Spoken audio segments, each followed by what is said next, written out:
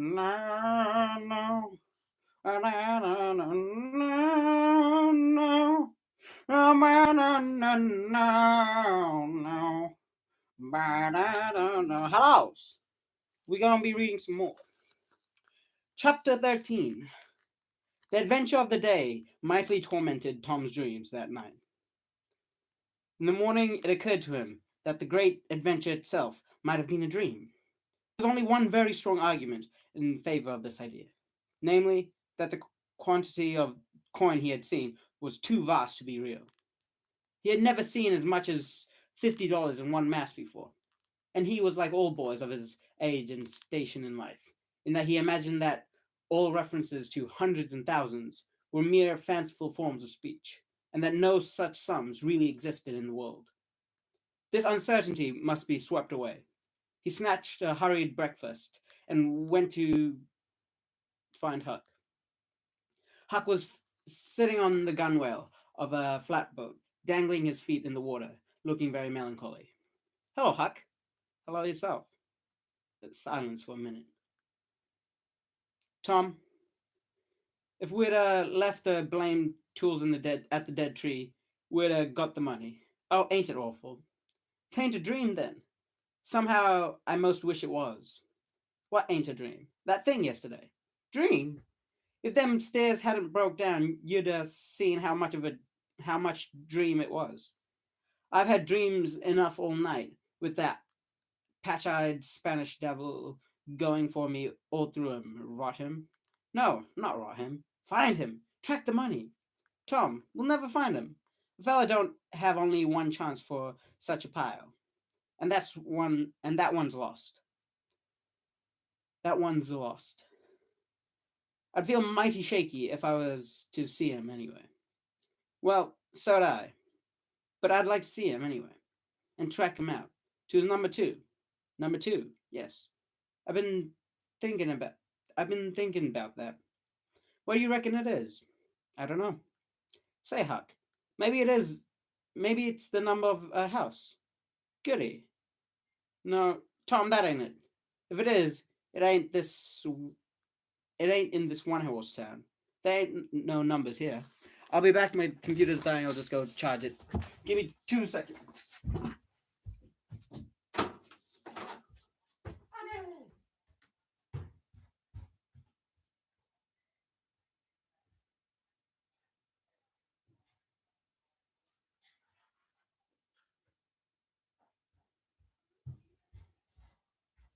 Thanks, Emma.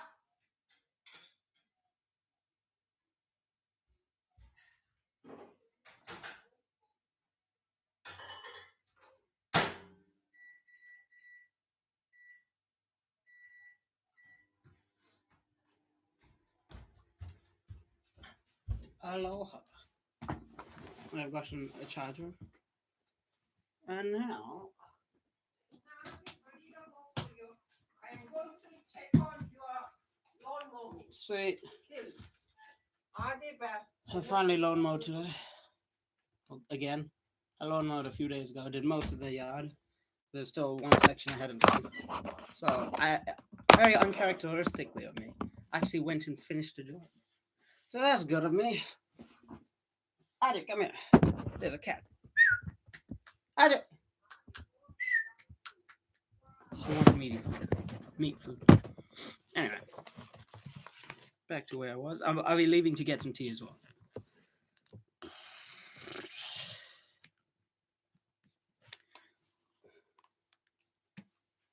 Well, that's so. Let me think a minute. Here, the number of a room. In a tavern? Oh, that's the trick. There ain't only 2 taverns. We can find out quick. You stay here, Huck, till I come. Tom was off at once, and was gone half an hour. He found that in the best tavern, number 2 had long been occupied by a young lawyer. In the less ostentatious Temperature Tavern, number 2 was a mystery.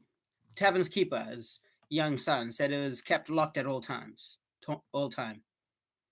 Was kept locked all the time, and he never saw anybody go in or out of it except at night.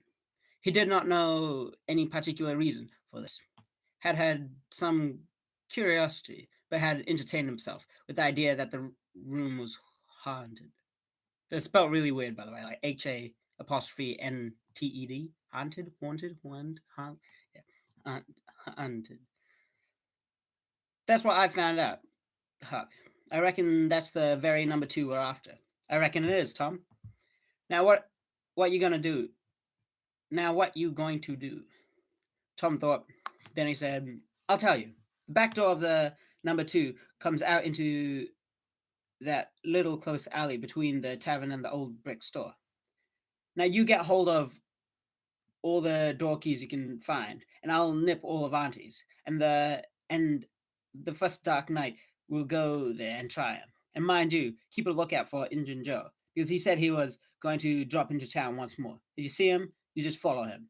And if you don't go out to that number two, that ain't the place. Lordy, I don't want to follow him by myself. Why, it'll be night, sure. He mightn't ever see you. And if he did, maybe he'd never think anything. Well, I don't know. If it's pretty dark, I'll try. You bet I'll follow him if it's dark, Huck.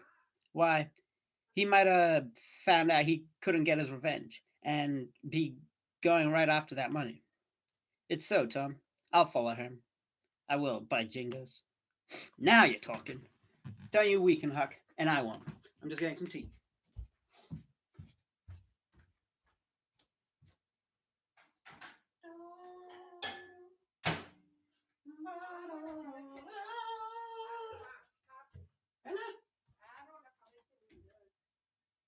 What do you mean?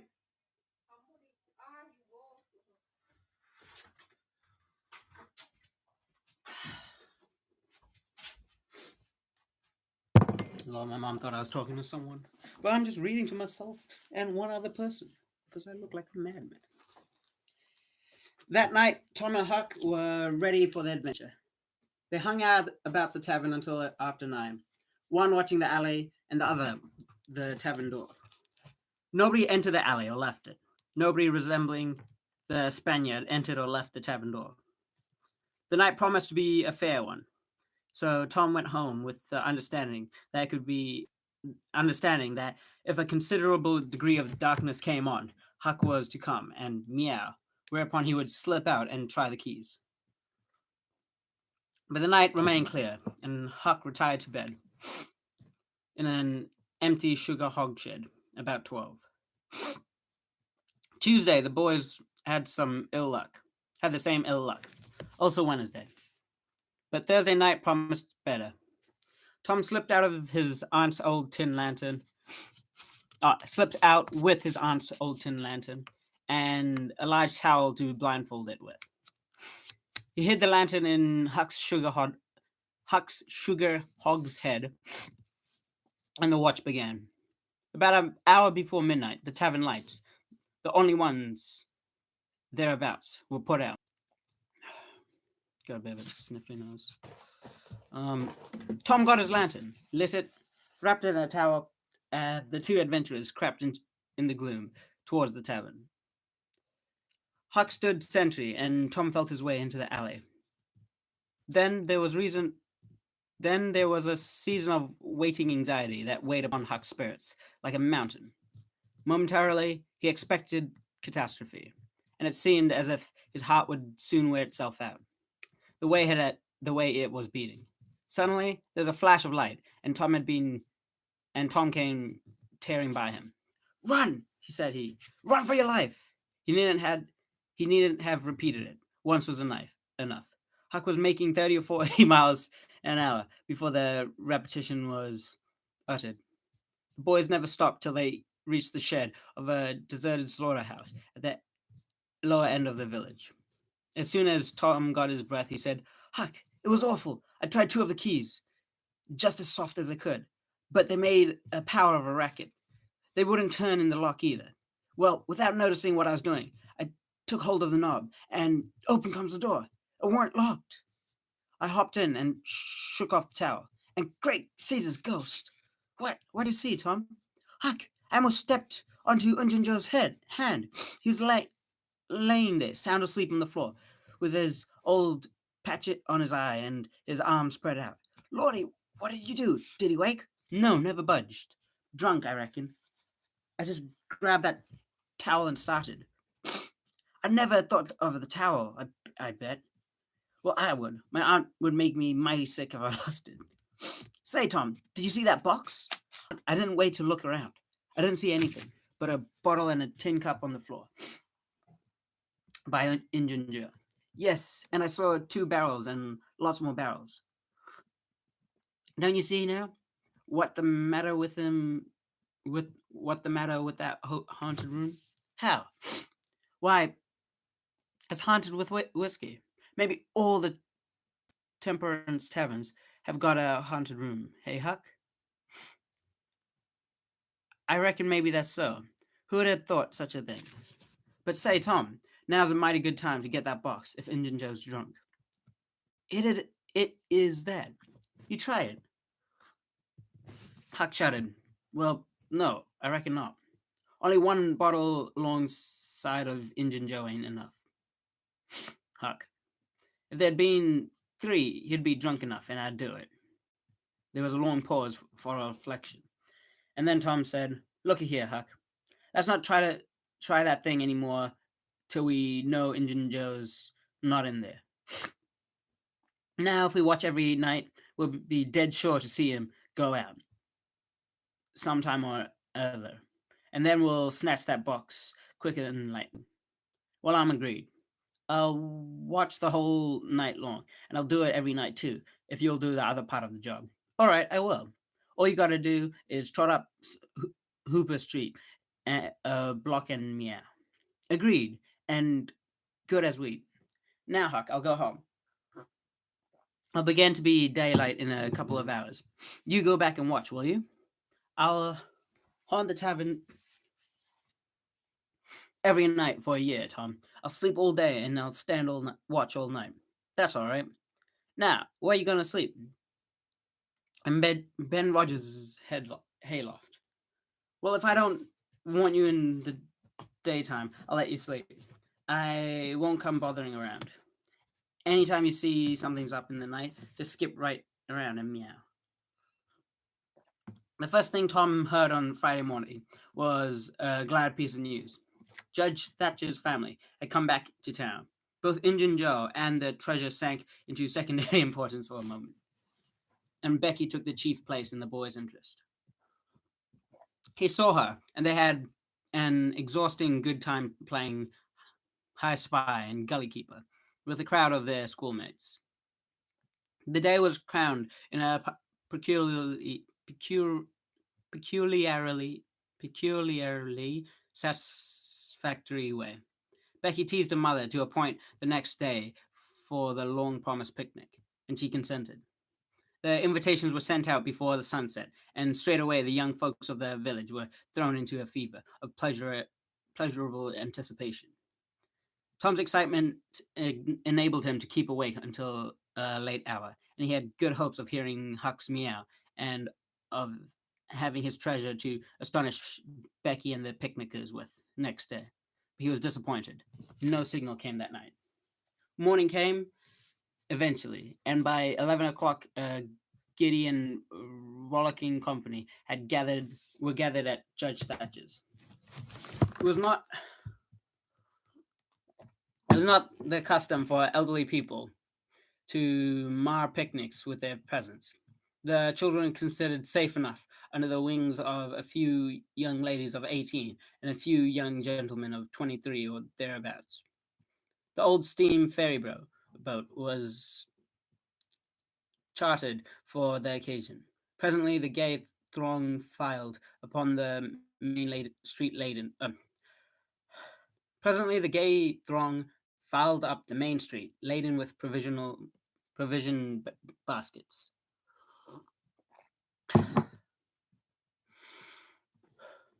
Sid was sick and had to miss the fun. Mary remained at home to entertain him.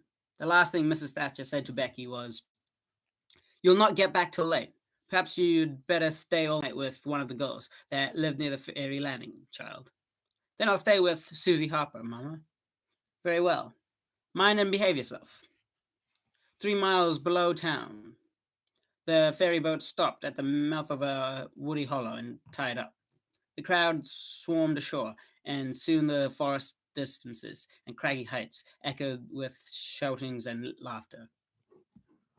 All the different ways of getting hot and tired were gone through with, and by, the rovers straggled back to camp, fortified with responsible appetites. And then the destruction of the good things began. After the feast, there was a refreshing season of rest and chat in the shade. By and by, somebody shouted, "Who's ready for the cave?" Everybody was. Candles were procured, and straight away there was a general scamper up the hill. The mouth of the cave was up the hillside, an opening shaped like a letter A. Its, its massive oaken door stood unbarred. Within was a small chamber, chilly as an ice house, and walled with limestone that was dewy with a cold sweat.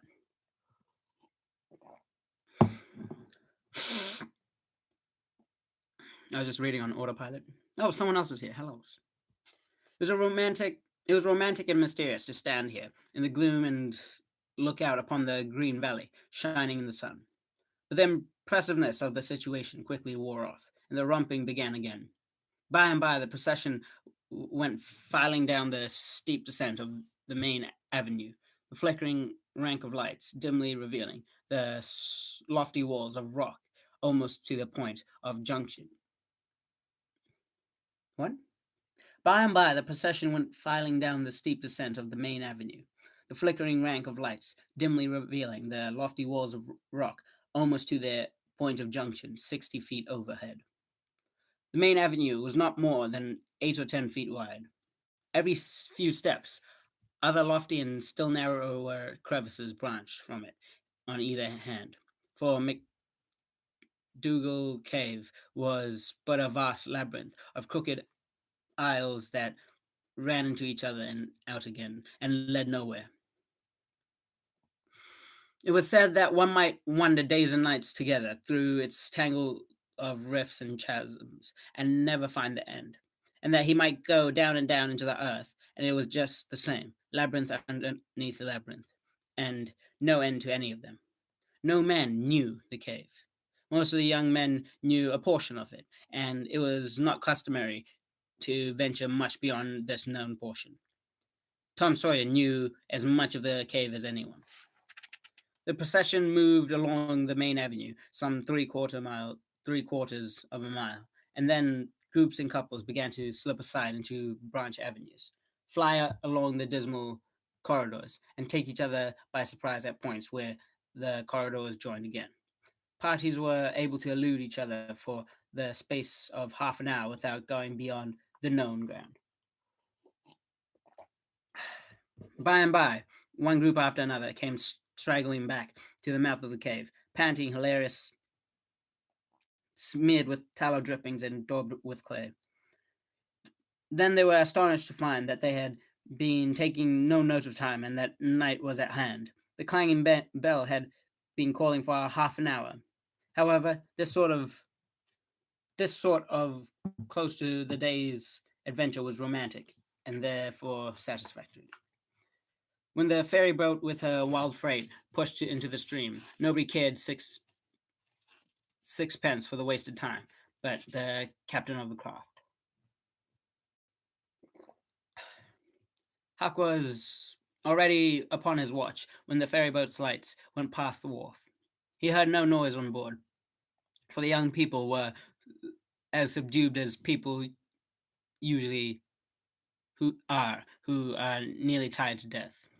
He wondered what the boat, but he wondered what boat it was, and then he dropped it out of his mind and put his attention upon his business. The night was growing cloudy and dark. 10 o'clock came, and the noise of vehicles ceased. Scattering lights began to wink out. The village betook itself to its slumbers and left the small watcher alone with the silence. 11 o'clock came, and the tavern lights were put out. Darkness everywhere now. Huck waited what seemed a very long time, but nothing happened. His faith was weakening. Was there any use? Why not give it up and turn in? A noise fell upon his ear. He was all attention at this instant. The alley door closed softly. He sprang to the corner of the brick store. The next moment, two men brushed by him. One seemed to have something under his arm. That must be the box. So they were going to remove the treasure. Why call Tom now? It would be absurd. The men would get away with the. Now we're talking about Huck now. I didn't even realize. Oh. Why call Tom now? It would be absurd. The men would get away with the box and never be found again. No, he would follow them. He would trust to the darkness for security from discovery. So Huck stepped out and glided along behind the men, cat-like, with bare feet, allowing them to keep just far enough ahead not to be invisible. They moved up the river street and then turned left and went straight up ahead to the path that led up to Cardiff Hill. This they took, climbing up towards the summit. Presently, they plunged into a narrow path between tall sumac bushes, and were at once hidden in the gloom. Huck shortened his distance now, for they would never be able to see him. He trotted along a while, then slackened his pace, fearing that he was gaining too fast. Then stopped altogether, listening. No sound, save the beating of his own heart. The hooting of an owl came from over the hill, but no footsteps. Heavens! Was everything lost? He was about to spring with winged feet when a man cleared his throat, not 4 feet from him. Huck's heart shot into his throat, but he swallowed it again. Then he stood there, shaking as if a dozen agues had taken charge of him. He knew where he was. He was within 5 steps of the stile leading into Widow Douglas' grounds. Very well, he thought. Let them bury it there. It won't be hard to find. Now there's a voice, a very low voice, Injun Joe's. Damn her. Maybe she's got company. There's lights, late as it is. I can't see any. This was a stranger's voice, the stranger of the haunted house. A deadly chill went into Huck's heart. This was a revenge job.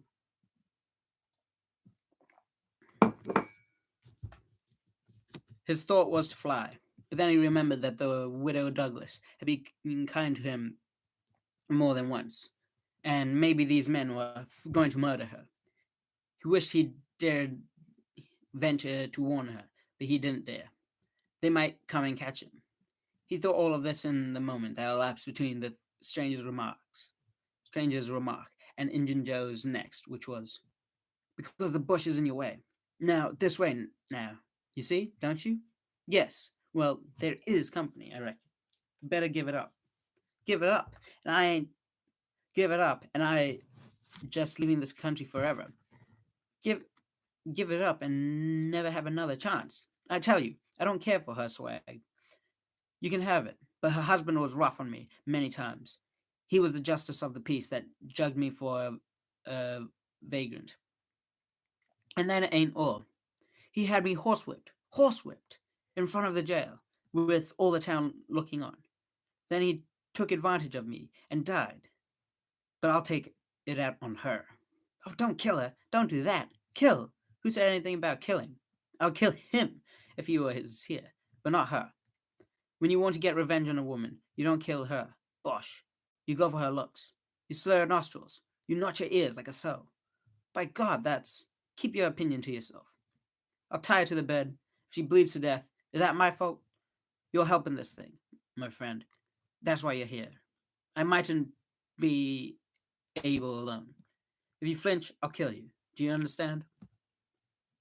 Well, if it's got to be done, let's get at it. The quicker the better. I'm all in a shiver. Do it now? And company's there? No, we'll wait till the lights are out. Huck held his breath, stepped gingerly back, planted his foot carefully, after balancing, one-legged, in a precarious way, and almost toppling over. He took another step back, with the same elaboration and the same risks, and then another and another, and a twig snapped under his foot. His breath stopped. He listened. There was no sound. His gratitude was measureless. Now he turned in his tracks, between the walls of sumac bushes, turned himself as carefully as if he were a ship, and then stepped quickly but cautiously along. When he felt secure, he picked up his nimble heels and flew. Down he sped, until he reached a house belonging to an old Welshman, halfway down the hill. He banged the door, and presently the heads of the old man and his two stalwart sons were thrust from the windows. What's the row there? What do you want? Let me in, quick! It's me, Huckleberry Finn. Huckleberry Finn, indeed. It ain't a name to open many doors, but let 'em in, lads, and let's see what's the trouble.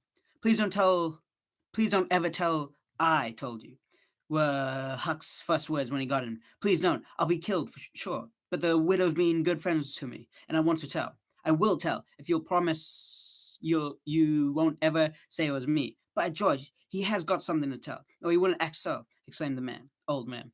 Out with it, and nobody here'll ever tell, lad. 3 minutes later, the old man and his sons, well armed, were up the hill, entering the sumac path on tiptoe, their weapons in their hands. Huck accompanied them no farther. He hid behind a boulder and fell to listening. There was a lagging, anxious silence, and then all of a sudden there was an explosion of firearms and a cry. Huck waited for no particulars. He sprang away and sped down the hill as fast as his legs could carry him. End of the chapter, boys. Yeah, boy. See you guys on the next one. Getting interesting. You thanks for tuning in. I don't know who the second person is nor the first, but it's a pleasure to have you here.